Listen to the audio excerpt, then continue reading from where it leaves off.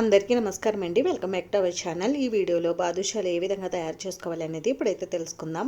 ఈ బాదుషా రెసిపీని ప్రిపేర్ చేసుకోవడానికి ఒక కప్పు వరకు మైదా పిండిని తీసుకుని ఇందులోకి చిటికెడు సాల్ట్, చిటికెడు baking soda, half teaspoon వరకు బేకింగ్ పౌడర్ వేసుకుని ఈ డ్రై ఇంగ్రీడియంట్స్ అన్నింటినీ జల్లించుకుని ఇప్పుడు ఈ పిండిలోకి 2 టీ స్పూన్ల నెయ్యి కానీ కాచినటువంటి నూనె కానీ వేసుకుని బాగా కొద్దిగా వాటర్ ని పోసుకుంటూ పిండిని సాఫ్ట్ గా కలుపుకుని ఒక 10 నిమిషాలు పక్కన పెట్టుకోవాలి. పిండి నానేలోపు పంచదార పాకాన్ని సిద్ధం చేసుకోవాలి. ఒక తిక్కుగా ఉండే ప్యాన్ తీసుకుని ఒక కప్పు మైదా పిండికి ఒక కప్పు పంచదార, ఒక కప్పు నీళ్లు వేసుకుని పంచదార పూర్తిగా కరిగే వరకు కలుపుకోవాలి. ఇప్పుడు ఈ పాకంలోకి హాఫ్ టీ స్పూన్ వరకు ఇలాచీ పౌడర్, కొద్దిగా కుంకుమ పువ్వు ఒకసారి కలుపుకుని పాకాన్ని చేతుల్లోకి తీసుకుని చూస్తే పాకం మనకి జిగురుగా అంటుకోవాలి. ఇలా వచ్చిన తర్వాత స్టవ్ ఆఫ్ చేసేసుకుని ఇప్పుడు ఈ పాకంలోకి హాఫ్ టీ స్పూన్ వరకు నిమ్మరసాన్ని వేసుకుని ఈ పాకాన్ని పక్కన పెట్టుకోవాలి. ఇప్పుడు నానినటువంటి పిండిని మళ్ళీ ఒకసారి బాగా కలుపుకుని ఈ విధంగా రోల్ చేసుకుని చిన్న చిన్న ముద్దలుగా చేసుకుని వీడియోలో చూపించే విధంగా బాదుషా షేప్ లో వచ్చేలా చేసుకోవాలి. ఇలా చేసుకున్న తర్వాత డీప్ ఫ్రై కి సరిపడా ఆయిల్ పెట్టుకుని ఆయిల్ గోరువెచ్చగా అయిన తర్వాత చేసుకున్నటువంటి బాదుషాల్ని ఈ ఆయిల్ లో వేసి కదపకుండా ఒక 2-3 నిమిషాలు అలా వదిలేయాలి. ఈ బాదుషాలు గోల్డెన్ కలర్ లోకి వచ్చిన తర్వాత ఆయిల్ లోంచి తీసేసి వేడివేడి పాకంలో వేసి ఒక 5 నిమిషాలు ఉంచి 5 నిమిషాల తర్వాత పాకంలోంచి తీసేసి ఏదైనా ప్లేట్ లో సర్వ్ చేసుకుని డ్రై ఫ్రూట్స్ తో గార్నిష్ చేసుకుంటే sweet shop style badusha recipe అయితే రెడీ అయిపోతుంది.